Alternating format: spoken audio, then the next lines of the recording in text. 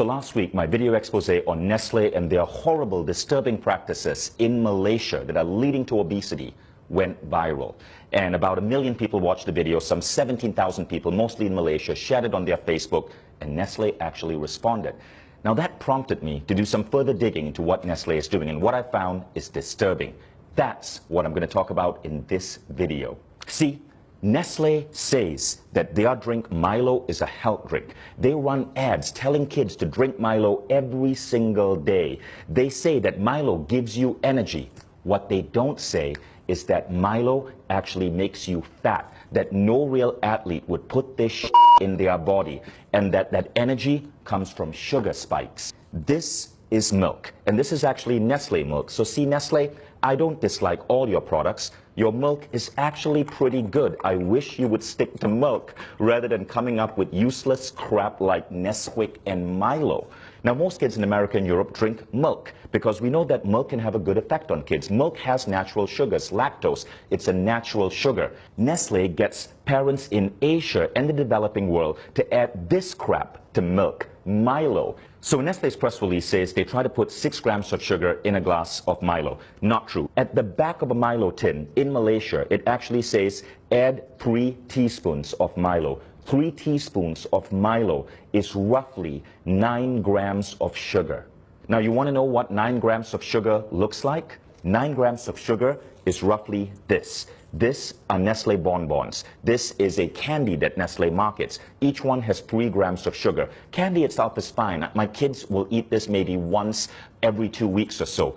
But Nestle's advertising is basically telling moms in Malaysia to add Milo to kids' milk, which is the equivalent of putting 1, 2, 3 bonbons in a glass of milk before sending that kid off to school. Now, what do you think that does to this kid's body, to this kid's cognitive functioning?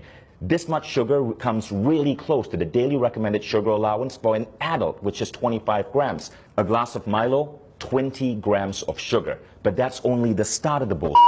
Everybody in Malaysia knows that most Malaysians don't just drink Milo with milk. They often take Milo powder and add this to it. This is sweetened condensed milk. In Malaysia, because of Nestle's marketing that says Milo is healthy, people feel it's justified to add sweetened condensed milk on top of their Milo, creating what is in fact a sugar bomb with up to 40 grams of sugar into a child in the morning before sending them to school. By the way, Milo isn't just bad because of its sugar content. One of the primary ingredients in Milo is something called maltodextrin. I want you to Google that, maltodextrin.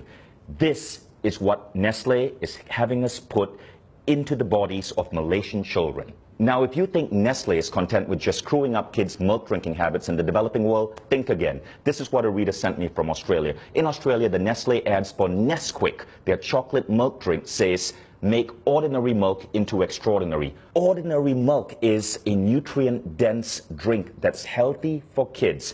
But Nestle is getting kids to pour this crap called Nesquik into their milk. Now, you want to know the sugar content of Nesquik? Check this out.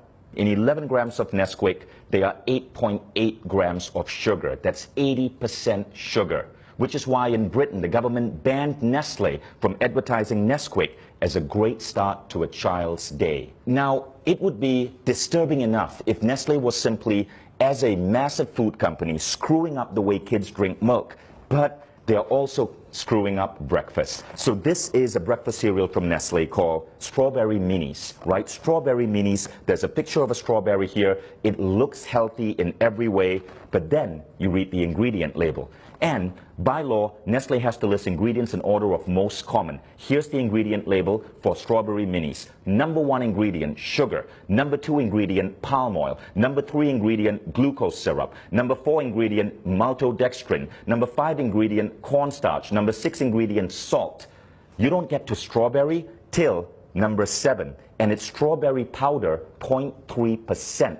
0.3%, 1/300 of this is actual strawberries. Nestle, why don't you be honest and just call this sugared maltodextrin minis? At least there'd be truth in your advertising.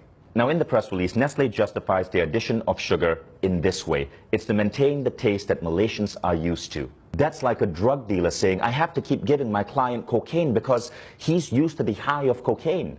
which is an actual apt example because scientific studies are now showing that sugar is as addictive as cocaine. Consuming sugar produces effects similar to that of cocaine, altering mood, possibly through its ability to induce reward and pleasure, leading to the seeking out of sugar.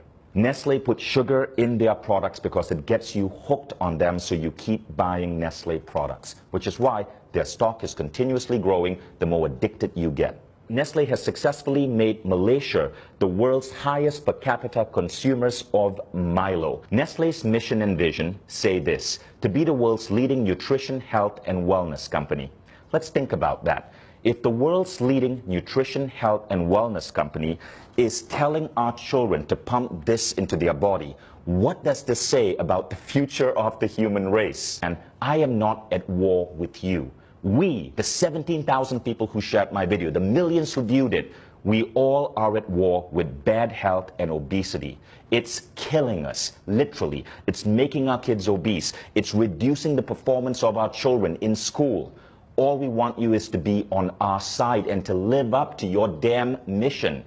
And that means being truthful in your advertising and not putting craptastic, sugary like this and calling it food. Now, Nestle has been in controversies before. There was the baby powder controversy. Millions of babies malnourished because Nestle convinced women in India and Africa to feed their babies Nestle baby powder rather than breast milk. There is the water controversy in the United States, where Nestle has become the world's biggest supplier of bottled water, and in many cases convincing people that they need to buy expensive plastic bottled water, which ultimately causes mass plastic pollution, huge greenhouse contribution, rather than drink the water from their tap, which in many places is actually clean. All of these controversies were exposed. Nestle had to change practices because people like you spoke up. People like you would not let a large corporation get away with the lies, which is why I really appreciate you guys who shared that last video. There was something Nestle said in that press release that I really liked, and we got to give them credit for.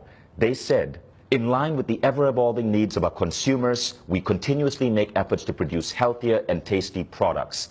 You know what this means, people of Malaysia, Australia, Indonesia, the Philippines. Nestle says they're listening to you, so make your voices heard.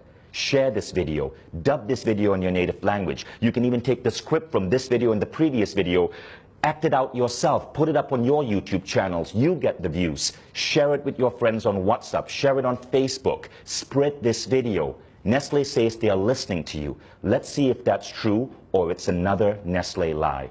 Thank you all in advance for sharing this. And Nestle, I look forward to your next press release.